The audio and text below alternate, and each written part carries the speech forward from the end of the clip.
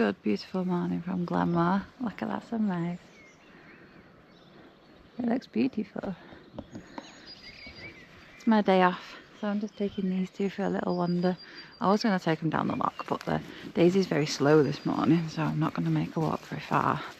So I'll take them around the tent field, give them the breakfast, and then I need to go and get some shopping. It's Wednesday today, so Gladys is going in on Monday to the garage to get all of her bits done, hopefully. And then hopefully I can start getting back out on some more adventures sometime soon. Actually, looks like it's going to be a beautiful day today, so I'm going to take myself on a little walk after I've done my shopping and some chores.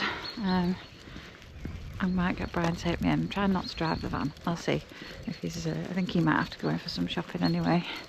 And these two are probably just going to snooze in the caravan. But it's supposed to be like 7 degrees here today, which is quite warm for February. So hopefully it'll be a nice day for a little walk. Whew, back from my shopping. So I've decided in my wisdom to what dog's doing, defrost my caravan fridge, because I'll show you, the freezer is absolutely frozen. Look, there's a lot of ice in there. So I've dug out my Alpicool and put everything in there. Utilised one of the freezers over at the office just for a bit while I can get my freezer stuff in there just to keep it frozen and get that thing defrosted. This is a job I've been meaning to do for a while. And I'm going to get the rest of my shopping put away, maybe have a cuppa, decide where I'm going on this walk. There's a bird just right above me. And then go for a little walk and maybe attempt to get that roof box off my van this afternoon. There is some big ladders in up here, so I'll need them, I think. Last time Andy helped me, and Andy's really tall, and as you know I'm really short, so yeah, I'll definitely need some help. That's everything put in the fridge, and my caravan fridge is defrosting. As you can see, it's turning into a beautiful day, so I'm about to go for a walk shortly. I just wanted to show you something that I bought, and some people might find it stupid, but I bought myself an adult colouring book. So as you all know, I suffer a little bit from anxiety, and my brain does go 100 miles an hour sometimes, and you just can't shut it up, and it gets a lot. Something like this helps me focus and just shut out all the other thoughts, and just colour and everything kind of like calms itself down, and it works. I have read that it works for people that have anxiety and stuff like that, and it really does work. Especially last week when I was proper stressed about my van, I just came in here, coloured in my book, made myself some tea, and it was all right, as you saw, the next day. So it definitely 100% works, especially for me. I'm still journaling, I am writing in my little goals book every day, and all of that is helping. Yeah, I'm doing good, but that, I'm really glad I bought it, because look, it's really pretty.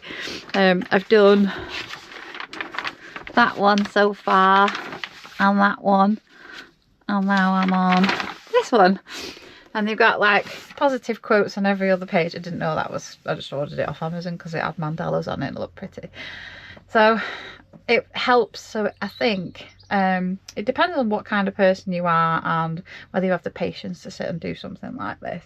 I generally didn't think I would, but I do actually enjoy it, so it's something that I'm carrying on doing at the moment because it's obviously helping. I'm gonna go and see if Brian wants to come on this walk with me because it's very sunny and it looks beautiful outside. The weather's turned a little bit cooler, but we've parked Mick's van up on the industrial estate, and you just walk in and then follow this little path. So I think me and Lindsay came along here. It's part of the Speyside Way, isn't it? Yeah. That was when I brought Lindsay up here. It's a really dark little tunnel. The light and dark of the Spey Valley. Overlooking the valley are two mountains, one to the east and one to the west. Upon each of these mountains dwells a fairy king. These kings are both the sons of Beira, the goddess of winter. One fairy king is light. He carries a silver bow and arrows of gold, which he shoots across the Spey upon every new day. The other fairy king is dark. He carries no weapon, but is said to be fearsome in battle. He can make himself invisible at will, and uses this to surprise and defeat his enemies.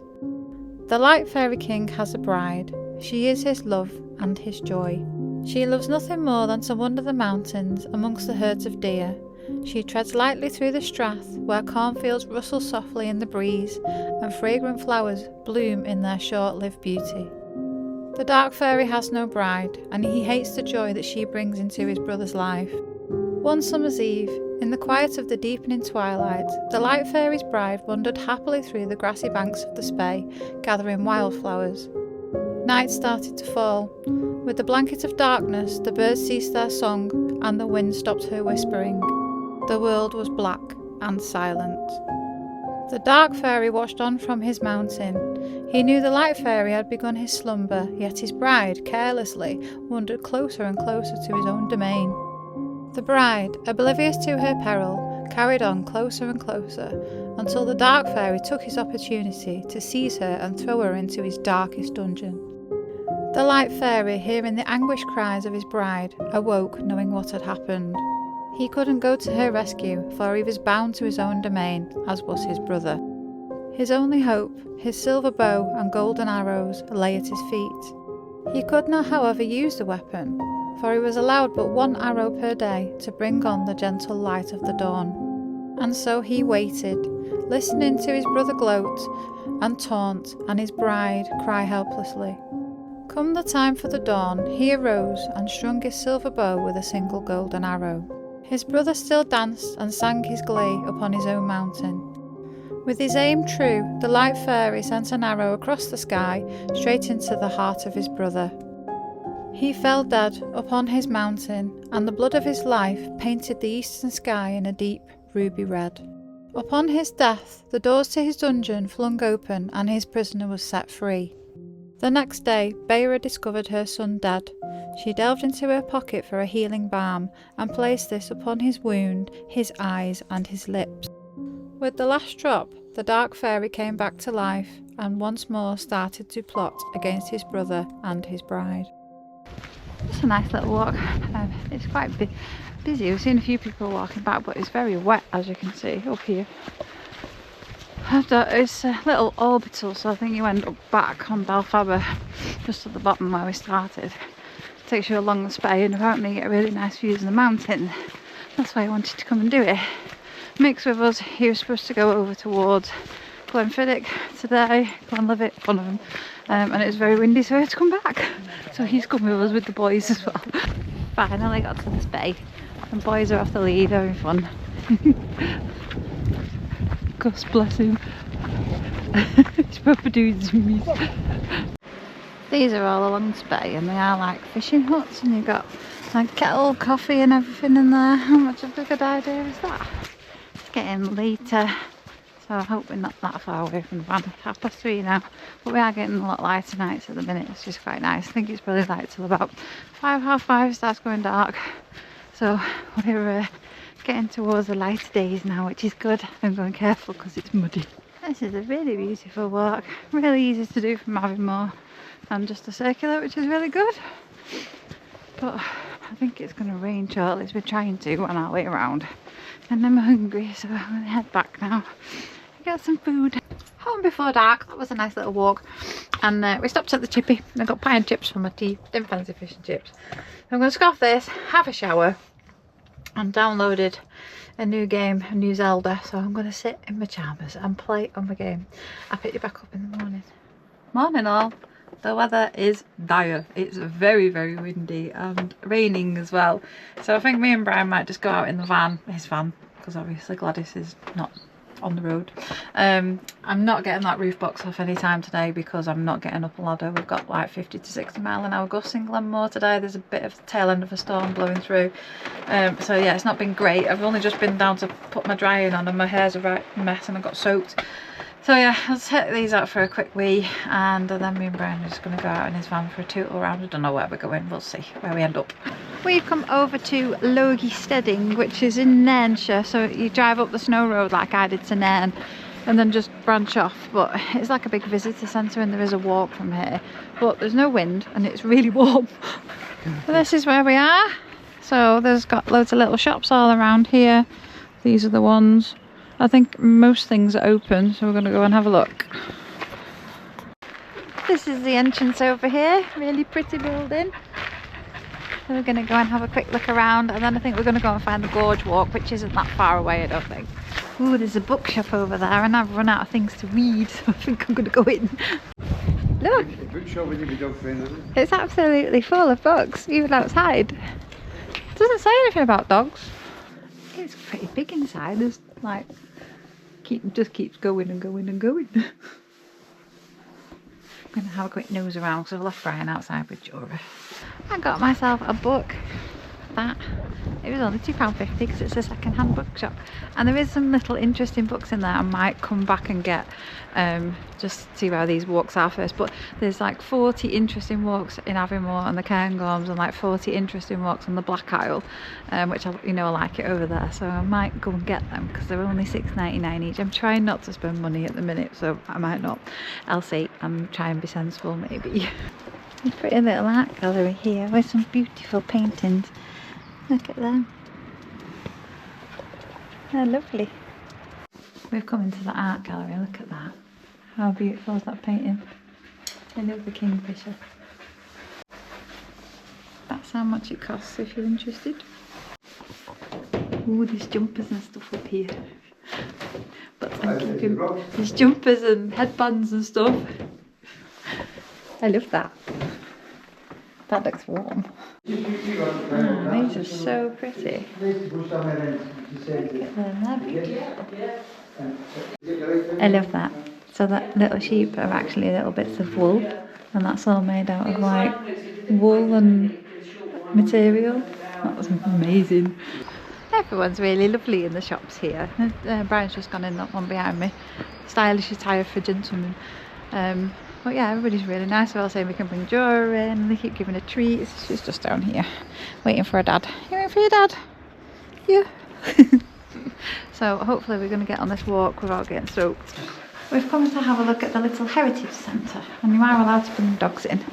This is really good. It's all for free. You can just walk into the heritage centre. That's all for free. You can bring the dog. Parking's free. You've got a nice little cafe and toilets on site, and then all this shows you about the Findhorn and all the fables and the true stuff about where the river comes from. That was where we were going to go. Just depends on if the rain stops or not, because it's currently tipping down. So this is all about the Wolf of Badenoch. I've spoken about Alexander Stewart before. So also I told you when we went to Loch-and-Daub, me and Andy passed Loch-and-Daub on the way up here, how he owned the castle. But yeah, there's lots of information in here. It's actually really good for something that don't cost anything. This is like an old-fashioned map from Nairn all the way down to Aviemore. So we're here. And then Logie, Steading, where is that? Up here. And then you can get up to Nairn and the Moray Firth, where I've been before. That's a good little map, I like that. I don't think we're going on this walk, not unless we're planning on getting absolutely soaked. It's peeing down. Brian's just bought the two books, the Aviemore one and what was the other one? Glenafric and Loch Ness. So we're going to share them and do some of the walks in them because they're really interesting actually. They look like some really good walks.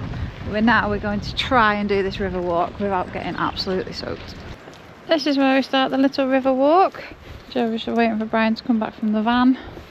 It looks a little bit brighter over there, so fingers crossed we won't get absolutely drenched. So we passed a load of these and wondered what sort of cows they were. Longhorn cattle. So this is where we're going. We're heading towards Randolph Leap, hoping we can get there, and we maybe see some of these on the way. We're on our rainy way to Randolph's Leap. Danger, hazardous cliffs and risk of flash flooding. Oh, there's water down there. That must be where we're headed. It's a little bit rainy and windy, but we're here, so sod it, we're going on the walk. We head down this path towards the water. It's a little bit steep, but it's quite gradual. It's done quite well, so not too bad so far. These squiggly paths kind of lead everywhere, but we're heading towards a sign which is down here, right on the edge. So far it's quite well signposted. Just keep following the blue signs for Randolph's Leap and the path will pretty much take you. But if you're frightened of heights, you do kind of come down quite steeply, and then you've got to get up quite steeply clearly on the way back. but it's not so bad so far. I think it's gonna 2 miles out, 2 miles back, so not too bad.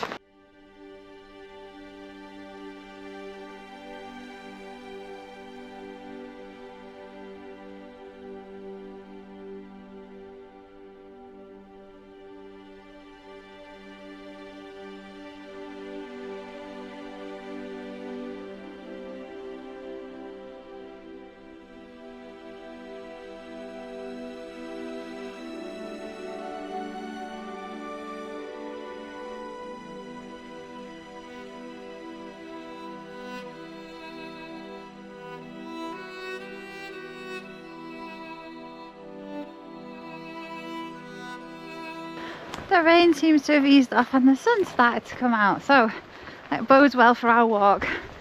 Hopefully we can get down to the gorge with no mishaps. Look at that view. How amazing is that? I'm so glad we came out even though the weather was absolutely rubbish back from home. Lunchtime. Beautiful. So there are salmon, and this is the River Findhorn. There are salmon in here. It will be the baby salmon at the moment that are coming back from being born and heading towards the sea. So that's why people don't tend to catch them to eat them, because they're young and they won't be very tasty. There are many stories from along the Findhorn, but this is probably the best known. The McQueens of Polcahaig were the favourites of the fairies and had been bestowed with an important talisman in the form of 3 magic candles. The beautiful and enchanting wife of Macintosh of Daviot, kinsman to the clan chief McQueen, was stolen away by a group of mischievous fairies. It was believed that she was hidden away in the fairy palace in the heart of the Doon of Daviot. A wise man of the county declared to Macintosh that the only way to find the way into the palace would be to light the fairy candle bequeathed to McQueen's. McQueen was loath to part with his precious gift, because after being given the candles, his family and clan had flourished. He believed the candles were his lucky charm. However, through his loyalty to Macintosh, he was persuaded. On the rescue mission, the first 2 candles were stolen away by the fairies, but the light from the third burned bright and showed the entrance to the hill. Once inside, they found the lady happily dancing with her captors. She was restored to her husband and the candle burned to nothing. Following the rescue, the light and luck of the McQueens slowly departed and misfortune befell him. His house fell into ruin, and we now take note of the old proverb, never to part with a gift bestowed upon you by the fairies. These are some of the long-horned cows. I think these are babies because they've got no horns. Hello, little coo. What you doing? Hey, little coo. What you doing? Come on, then. Hello. It's okay. It's okay. Oh. Did you scare you? It's okay. Come on, wee coo. Come on, wee coo. It's okay. It's okay. Oh, we've got to walk up the road to Randolph. From this sign, looks like we've got to walk over this bridge, which has got a name. Logie Bridge, I think it's called. Could be. And up the road for a little bit, so you have to be careful with Jora for a minute or two. It's literally in a couple of seconds and then you're back on the path. So you just go across the bridge and round the corner. We just come up quite a steep bit of the path. But now we're here and we're heading down to Randolph Sleep. Okay, so danger, steep drops, please keep children under control. Don't say anything about dogs. Well, they weren't joking about steep drops, look at that. No fences, so be careful. The legend of Randolph's Leap. In the 14th century, 2 feuding families lived on opposite sides of the River Findhorn. The Cummings on the Dunfale side and the Randolphs on the Darnaway side. Unfortunately, Sir Alexander Cumming and his 6 sons were out of favour with King Robert the Bruce, whose nephew was Thomas Randolph, Earl of Moray. Having been warned by Randolph to stay out of Darnaway, Alexander's eldest son Alistair hatched a plan to attack Randolph's castle. Alistair and his men were ambushed at Darnaway by Randolph and retreated to the river, where Alistair and 3 of his men desperately leapt across the narrowest point of the gorge to safety. Here they found a cave and hid, fearing for their lives. Randolph and his men discovered the cave. Outside they set a fire, which killed Alistair and his men inside. Randolph, however, was enraged. He cut off their heads and threw them over his enemy's castle walls. So we now have a fence for a bit of safety because, as you can see, that's the gorge that we're heading up towards Randolph's Leap. And it is very steep down there, look. You would definitely hurt yourself if you fell down there. It looks absolutely stunning though, it's amazing up here, I love it. So we think we just walked past it, we're headed back. Brian said it was down there and I wasn't convinced, so I carried on walking. What did you say? You were right, I was wrong. I'll be here. We have to walk down here, I think. So there is a railing. I'm going to go very slowly because it's rather slippy and I don't want to fall at my ass. So this is Randolph's Leap, and as you can see there's a chain across because I think they're quite rusty and you can't go down there. I don't think I'd fancy it anyway. This is amazing, what a beautiful walk. So now it's time to head 2 miles back, go up them slippy steps and see if we can walk further down the river rather than the top way that we'll go the bottom way, I'm thinking. This is a gorge walk, so it's not that easy for people with low mobility and low fitness. So there is a bit of climbing, up hills involved. A lot of the paths aren't very well, they're well laid out, but they're full of tree branches and rocks and stuff. They're not that clear, and some of the paths, especially now with all the leaves on the floor, aren't that clear to follow. But it is stunning. I would recommend it if you are able enough to do it. It's lovely, and I'm glad we've done it at this time of year because I reckon in the summer we're talking to a lady in Logie, Steading, and she was saying it gets so busy there in the summer. So yeah, nice thing to do out of season. We've not seen another person. So our path has ended. Doesn't look like you can get any further down the river. Look, you can see all the erosion on the rocks. There's obviously no fence, you can just fall into the fast flowing water, so you need to be very careful because it's very slippy. But it looks stunning, look at it. How amazing is that? We think we've found the old path, which is obviously clearly eroded, but it would have been down here and would have come along the gully. But it's just not there anymore because apparently on the map you can walk along, but I don't think you can anymore. It looks amazing, but I'm not going down there today. I've already nearly slid on my bum a couple of times, it's not worth it. We are literally walking down the side of the gorge now, which is pretty cool. So they've obviously created a bit of another path. Floodstone. Oh, is that yeah, that's a floodstone. So that obviously the water will come all the way up to this. There's 2 floodstones along these walks, one that's a little bit further up and then the one down here near the gorge. That's pretty cool, isn't it? So it does say that the path does get really steep in places, this river path, just to warn you, that's it. There's a bridge over there. Yeah. Well, Brian can see the bridge that we crossed before, so we're not that far away. But yeah, that's pretty steep going down there. So if you don't like heights and you're a little bit scared, no, don't come up here. Go up the high path. I like it, it's cool. Yes, we're walking in. Oh, it looks amazing. We are nearly back, luckily, because the rain seems to be starting again. So we'll make a quick dash for the van and heading back to site again. Try and avoid some of this rain and wind, but I reckon it's probably worse in Glenmore than it is here. These 2 dogs in the back. We didn't quite beat the weather. I think I spoke too soon. We are nearly there. There's the play park, but we are a bit wet already. I'm back. I'm knackered. 2 days of walking, but yeah, it's been lovely today. On the way back, I've not told you because I've been worried, but one of the gamekeeper's dogs went missing yesterday morning about 7 AM and she's been gone this entire time. We got a call from the gamekeeper who wasn't at home and she was down at the Penny Bun, luckily. So me and Brian have just been to pick her up and she's back in a kennel safe and sound, so I'm really glad because I do love that little dog. She's lovely. She came over to me and just had a massive cuddle and put her head in my lap, bless her, she's so sweet, and everybody in the Penny Bun fell in love with her. She's a lovely dog, so yeah, I'm really happy she's back safe and sound. But me and Brian were thinking we will go and try and have another look for her tonight, but luckily she'd made her way to somewhere where there was food. So I'm probably going to end this video because I'm absolutely knackered and I've got to get ready for work tomorrow. It's not been bad, and still got to get that roof box off my van at some point. Hopefully this weekend the winds will die down. I can get up there and get it off before Monday, before she's got to go back in for all of the work done. So keep your fingers crossed. Hopefully I'll have an update by the time next Sunday rolls around, and I'll thank you all for watching, and I'll see you in the next one. See you later.